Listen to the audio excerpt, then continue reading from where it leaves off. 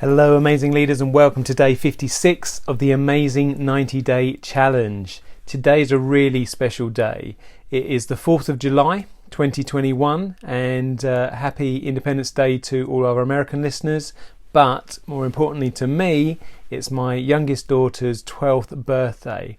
So today I just wanted to have a little break from our Habits to Master mini-series and talk to you about lessons to learn from my 12-year-old, or lessons that I've learned from my 12-year-old over the years. So Izzy is our 12-year-old daughter, and it's her birthday today. We have two amazing daughters, both beautiful. Georgina's our oldest daughter and Izzy's our youngest daughter as well, and my beautiful wife Charlotte and I are so proud of them both for everything that they are, everything that they do, and everything that they're going to do in the future. Can't wait to see what they end up doing in life. It's just going to be wonderful to watch. So I've got some things here that I just wanted to talk through, and it's lessons that we can all learn. It's not just specifically to Izzy and her being 12, but what we can all learn in listening to other people and seeing other people, and if they're close to you or not, there's always lessons to be learnt there. So lessons from my 12-year-olds. First of all, I wanted to just reiterate again something that we all know, but we are all unique. And both our daughters are very different, raised in the same way, same household, but very different in their outlooks on life and their personalities. Both wonderful, but both very different as well. So it's a good reminder to us as amazing leaders that we are unique as well, and the team members around us are unique. And we should treat each other with that in mind. There's a great phrase that says, treat people how you want to be treated, but there's an even better one that says, treat people how they want to be treated.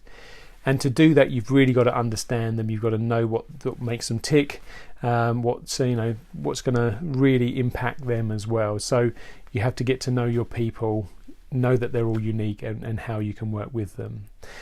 Another lesson that I've learned, she has an amazing imagination, and it goes through everything that she does, the stories that she tells. She writes stories as well. She's a great author. She has a wonderful range of different dreams that are really in depth, and she has the ability to be able to recall the information a lot more than I can, and she can tell you almost the whole night's dreams that she's had, which are really bizarre sometimes but very funny, and just continues with her imagination that she's got.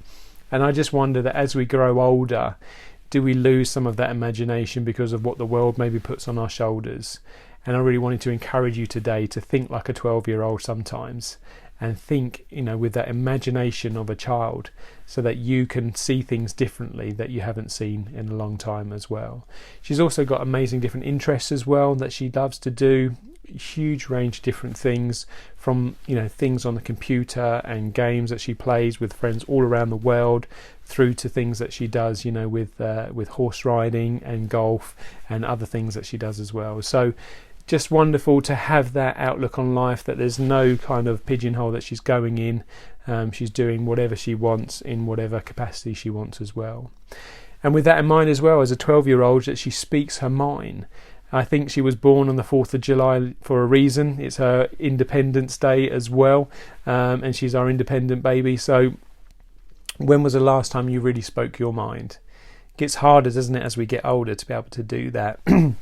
So if there's certain things that you need to do or want to speak your mind on to certain people, maybe you have to put it across in a slightly different way than a 12-year-old would, but maybe it's still something you need to say or get off your chest. So maybe think like that with an independent mind from time to time as well. She's also very caring. She loves her friends, her family. She's very thoughtful and is always ready to hug and be kind and courteous to people as well. And that's a great trait that she has, a wonderful lesson that I continue to learn from her as well. She's also very generous and giving. She loves to give to charity. She would give to strangers, more than she currently does if we would let her, I guess. And I don't want to knock any of that out of her, but she's very generous, with her time, her money, always looking for good causes as well. And that's a great lesson to learn. What can we do to help others around us? And often as we get older, especially if we're in leadership or running organisations, typically then financial gain will come to us then. What are we doing with that financial gain? And it's a good challenge to us to think like a young person, a 12-year-old would, with what they, if they had all that money that we get, what would they do with it? Now, they don't necessarily have the mortgages and the bills and everything else to pay for. However, just to think slightly more like a 12-year-old around being generous and giving, I think is not a bad thing to do as well. She's also really brave. She's not afraid to try new things. So again, let me challenge you there. When was the last time you tried something new for the first time? What are you afraid of trying?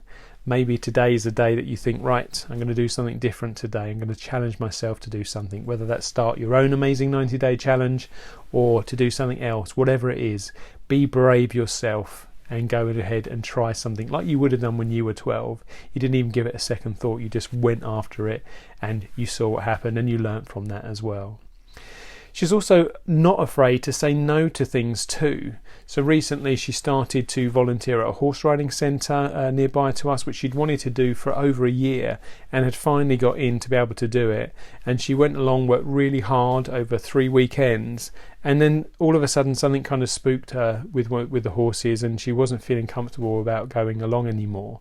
So we had a good conversation about it. It wasn't just a snap decision, but she wanted to say, I don't want to do that anymore for now. Maybe something she goes back to later on, but she wasn't afraid to bring it up and say no. And as adults, how many of us are doing things that actually, if we were thinking like a 12-year-old and had the responsibilities of a 12-year-old, we might say no to? So maybe that's encouraging for you today to think, actually, no, I don't want to do that thing anymore, whatever that is. How can you get yourself out of it and do something else that you do want to do? So that's important as well. Also, this one as well, she's happy with the simple things in life. She just loves sometimes to sit down and draw or read or just to do something really simple. It doesn't cost anything. There's no big expense to doing any of those things.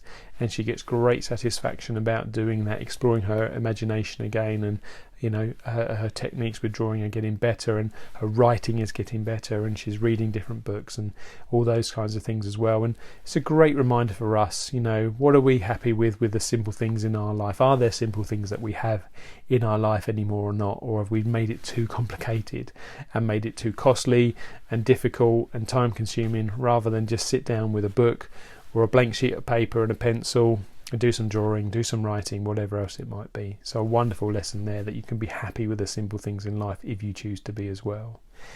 And the last thing that I want to talk about, the lessons that I've learned from my 12-year-old Izzy, is that she dreams big, really big. There's nothing that stops her mind or imagination thinking that she can't do things.